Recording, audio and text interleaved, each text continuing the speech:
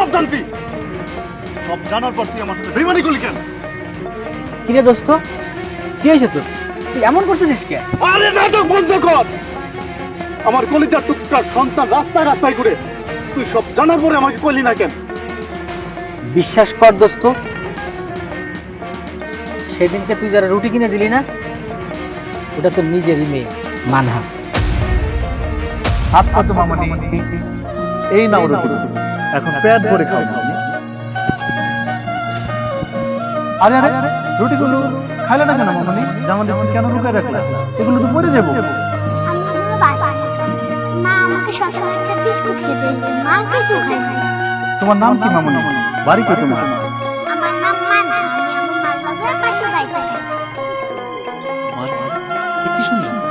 এ তো আমার অনাগত সন্তানের নাম, আমি রাখছিলাম।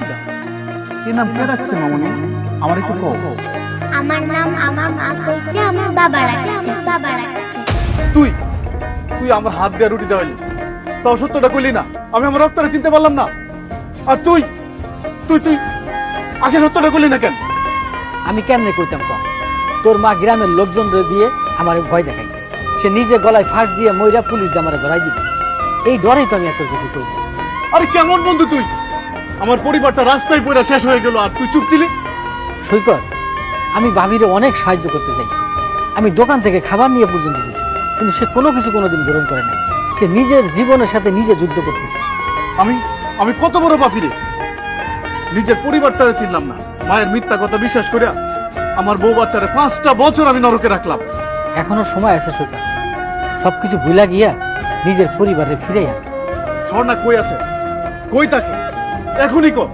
পাশের এলাকাতেই থাকে। 2-3টা বাড়ির পরেই মানহারে নিয়ে ছোট্ট একটা বাড়ি। আমি অহনই যাবো। আমার মায়ের আমি ছাড়ব না। এই অন্যায়ের বিচার আমি করবই। দোস্ত, মার বিচার পরে করিস, আগে বউ বাচ্চারে তোর বুকে টাইনে নে। তাহলে তুই দোকানে থাক, আমি একাই যাবো। আমার সোনার কাছে আমি একাই যাবো। গিয়ে প্রয়োজন হলে